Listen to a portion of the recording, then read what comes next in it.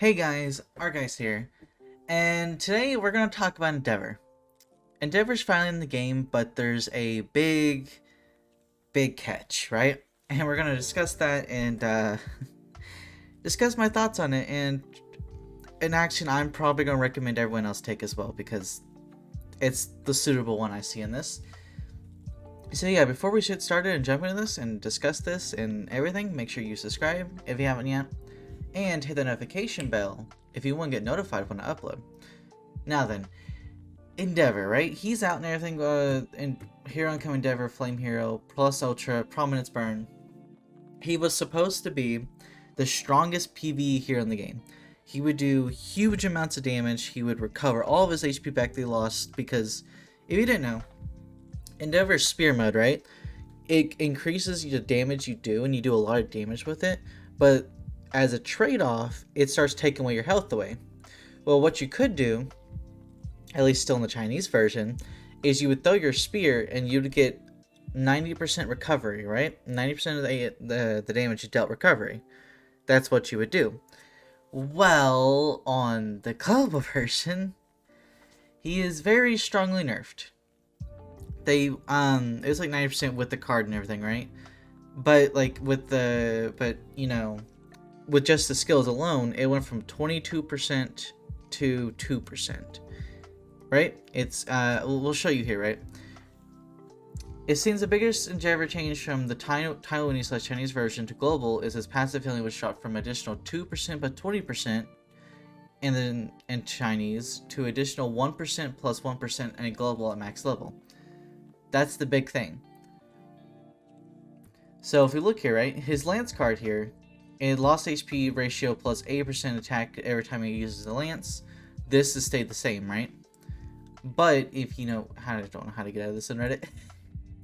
Okay, just open a tab. But his passive, as you can see here, this is the Chinese version, 2% plus 20% on the A tier level skill, right?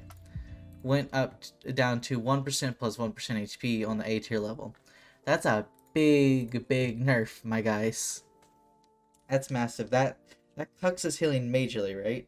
Because the thing about Endeavor is that he loses a lot, and I mean a lot of HP, to where you're constantly going to be in the 20% to like 60%. It depends on where you start healing at. Ratio, that's where you're going to stay, constantly going to 20% below, because his big attacks, his way to do big damage, does take away your HP. It hurts you, so you do more damage, right? That's the thing about it. So there's a trade-off, and then he always had the healing door. Once you're done, you'd be constantly in the state for several minutes where you're constantly fighting and risking it, but at the end you could recover all that back, right? That's the trade-off, is like you could do that and everything. That's like the big thing about him. That's why he's made him the strongest PvE hero in the game. He could do big damage and he could recover his HP because he had his huge regeneration, because his big damage costed his own HP, right? It's like for like people that watch Grand Cross stuff and play Grand Cross. On Grand Cross, Bon, right? Festival Bon. If on the Japanese version, all of his attacks took a big chunk of his HP out, but at the end of the turn, you could recover all the HP back, or a big chunk of it back, right? And then on Global, when he comes out, they made it to where you don't recover the big HP back at the end of the turn, so he just constantly does big amounts of damage to himself with his attacks. That's the showcasing, right, between the two, so you get you see and everything. Of course, they also they slightly buffed his S ring skill. On here it's a 2 to 1%, and then if you go back here on global, it's 2 to 2%. Attack bonus for every 10% HP loss. I guess they thought that nerfing his regeneration and buffing the amount of damage he does would be a good trade-off, but it's such a big loss in HP and not such a big buff on attacking that it doesn't particularly matter, because it's not a big damage when the damage he dealt anyways. And of course, his SS passive is exactly the same as it was before.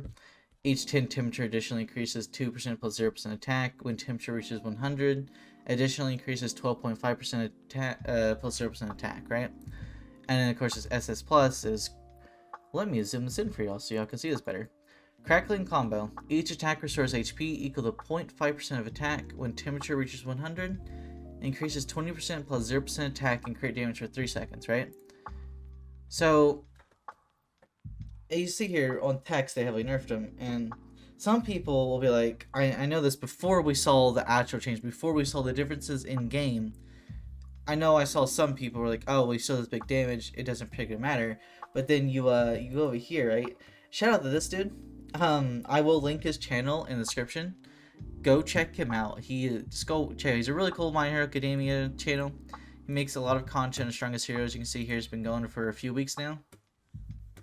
Go subscribe to him. You know, show him some love. Watch his video. You know, give him some likes and everything. Subscription, notification bell. You know, go show him some love because he's the one that I saw this video through. He's the biggest one I saw this info through, right? Him and then Sora, right? So we go here, right? Let's get up here real fast. Oh, it's changed. Hold on, we're going back a little bit. As you can see here, he has a spear. He's low HP. You throw the spear right here. We're gonna go theater mode for you.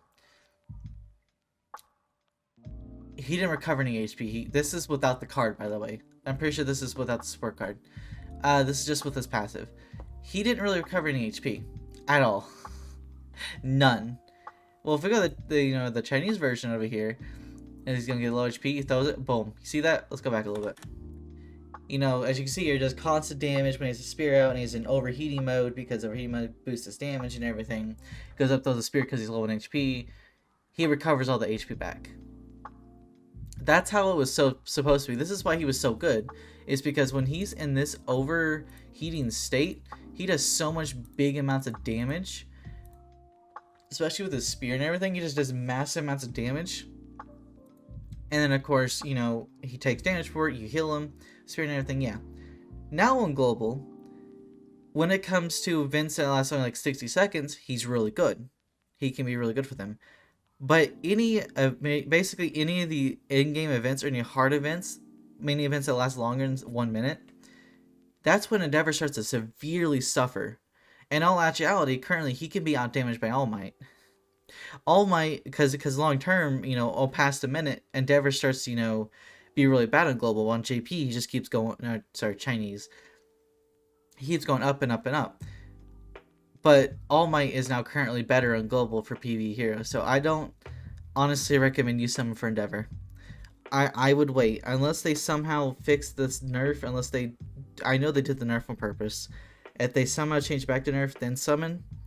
But currently, you need to get Endeavor, and then you also need to get a copy of his Lance card to make him actually viable.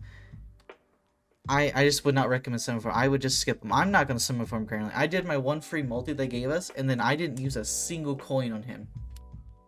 I have 16,000 coins. I'm keeping those for whatever comes next. For Shigaraki, Dabi, Stain, you know, whatever big hype hero I like that comes next. I'm not summoning for Endeavor. I was going to wake up, do a summoning video, but, you know, right before we got to bed, I saw, you know, the EU versions out and how big of a nerf he had. I actually forgot one part of the video I was going to actually talk about. What you should do. And, you know, I did say skip him. I'm going to be honest with you. If you wanted to, because I did this already, I want him to say something. So, what I did, I put a 1-star review in the Google Play Store. My Google Play Store review right now is a 1-star review with like a paragraph of the actual issues of this game. One of the issues mentioning what they did with Endeavor.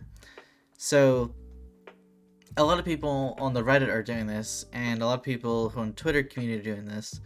So if you did want to, you can go to the store and give them 1-star review, list like a actual bunch of their issues, like type them out and everything, show exactly what's wrong with the game. Because, you know, Google Play Store will remove your review if they think it's, you know, spammy and fake. So yeah, that's all. I just want to state that. I think that boycotting the game and doing a 1-star review is a good thing. I haven't spent in the game since All Might, and I'm not going to spend on the game anymore until I think they should, until I see the fixes that I want in the game.